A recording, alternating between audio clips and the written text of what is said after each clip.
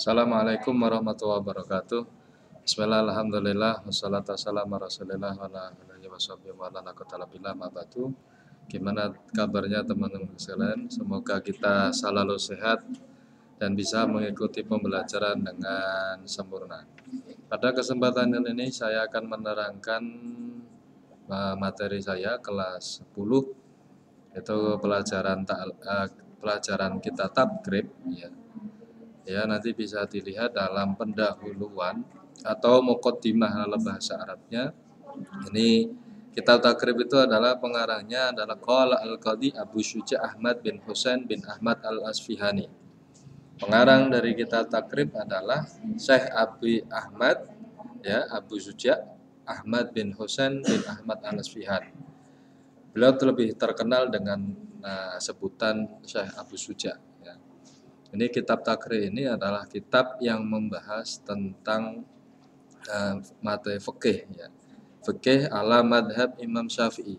Fikih madhab Syafi'i. Kitab takrib ini kitab yang sangat populer di kalangan pesantren atau di madrasah-madrasah karena kitabnya kecil dan mudah untuk dipelajari.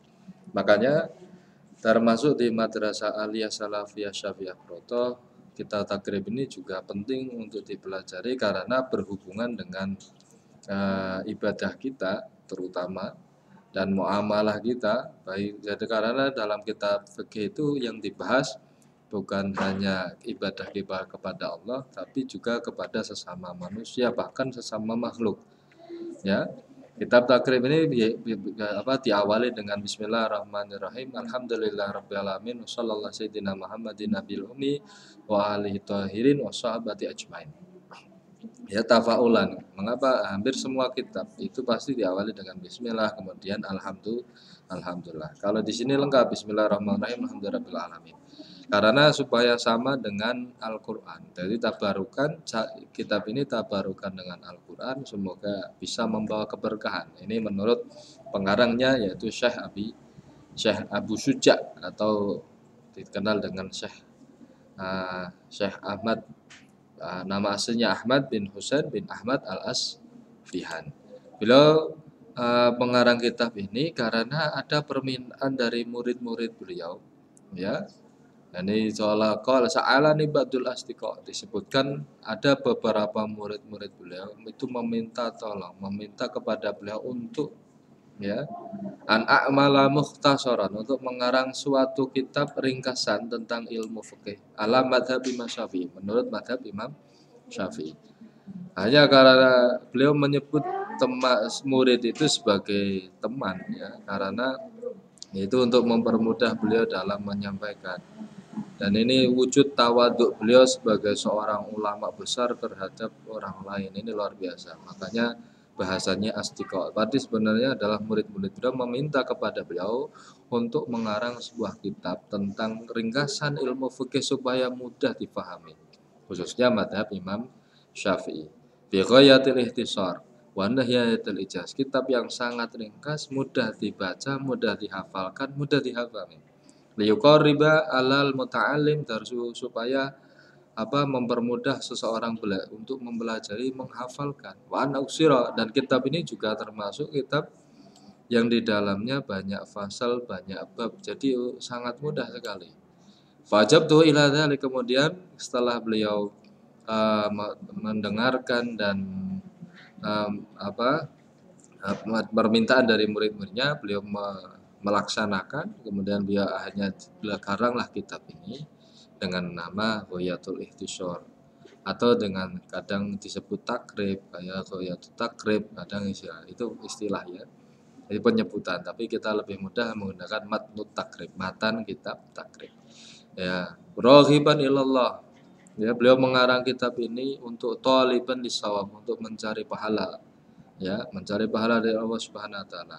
Raghiban ilallah, untuk memunculkan rasa cinta kepada Allah. Karena yang dibahas adalah bagaimana ibadah kita kepada Allah, bagaimana ibadah kita kepada sesama makhluk dan lain sebagainya. Bitaufiq lis-shawab, dan beliau meminta pada Allah untuk selalu mendapatkan pertolongan supaya selalu dalam kebenaran. Nah, ini kitab yang sangat luar biasa. Ya, makanya mari kita pelajari kitab ini dengan baik. Fa insya Allah kita akan mendapatkan manfaat dunia dan akhirat. Karena yang kita pelajari adalah ajaran agama Allah Subhanahu wa taala. Dalam kitab ini ya, dalam kitab ini yang dibahas pertama bab toharoh, karena ibadah itu bisa diterima kalau dalam keadaan suci, apalagi sholat. Makanya sholat itu didahulukan, tapi sebelum sholat syarat sahnya sholat adalah bersuci, suci dari hadas, suci dari najis. Makanya yang pertama adalah toharoh atau bersuci. Nah, pembahasan bersuci yang pertama adalah tentang air. Ya. Air, macam-macam air. Al-miyah allati yajuzu biha at-tathhir sab'umiyah. Ya. Air yang bisa digunakan untuk bersuci, yang boleh digunakan untuk bersuci itu ada 7. Ya, ada 7. Yang pertama ma'us sama, air langit atau disebut air hujan. Wa ma'ul bahri, air laut. Wa ma'un nahri, air sungai. Wa ma'ul bi'ri, air sumur. Wa ma'ul ain, air sumber atau mata air. Wa ma'ul salji, ya, air apa? Salju. Salju itu bisa digunakan untuk bersuci. Wa ma'ul barodi. Nah, ini kata barat ini ada yang memaknai air es, ada yang memaknai air embun. Artinya es dan salju atau air embun sekalian pun bisa digunakan untuk bersuci. Kalau dalam istilah lain disebut dengan air mutlak, ya. Ini ya. Air 7 ini adalah hal-hal yang bisa atau sebagai sarana kita untuk bersuci. Ya, lanjut pada pembahasan selanjutnya yaitu pembagian air. Dari 7 macam air yang bisa digunakan, ini terbagi lagi ada 4. Sumal miyah ala arba'ati aqsam. Ada 4 macam pembagian air. Yang pertama tohir, mutohir. Suci, mensucikan. Makruh, ya makruh, dan yang selanjutnya makruh, ya. Ada suci, mensucikan. Tapi ada yang makruh. Wahwa al-ma'ul musamma, yaitu apa? Air yang dipanasi langsung dengan matahari. Cuma ada air satu wadah, satu bejana, satu ember, ya, diletakkan di luar yang langsung terkena matahari, itu kalau panas, ya, ini suci, mensucikan tapi makruh. Ada tohir, mutohir, ada suci tapi tidak mensucikan, disebut dengan air mustakmal, ya, air suci tapi tidak bisa digunakan untuk suci. Atau air yang al-mutakhir bima khalata min tahirah. Air yang suci tapi sudah tercampur dengan barang lain. Contoh ada air dicampur kopi jadi air kopi. Ini airnya tetap suci tapi tidak mensucikan. Namanya air al-mutaghayyir.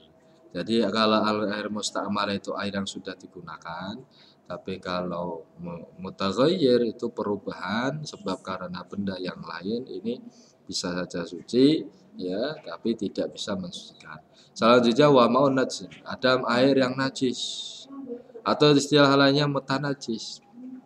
Air mutanajis itu apa? Air, ya, awalnya suci terus tercampur dengan benda najis, akhirnya jadi mutanajis. Ada najis, ada mutanajis, jadi beda.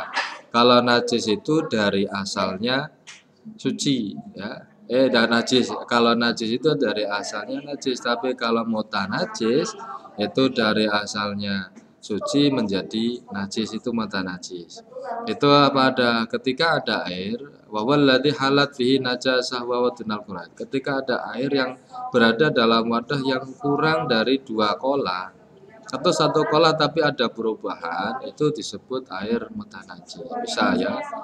Nah, berapa 2 kolah itu berapa? Khamsunatritlin Baghdadi. Kira-kira yaitu 500 ritel. 500 ritel ini air Baghdad, ya. 2 kolah itu 500 liter. Kalau diumpamakan senti, itu kira-kira ketinggian 60, diameternya itu 6, ini ya, lebarnya 60, tingginya 60, dan semuanya 60, ya. 60. Ini sudah dianggap 2 kolah.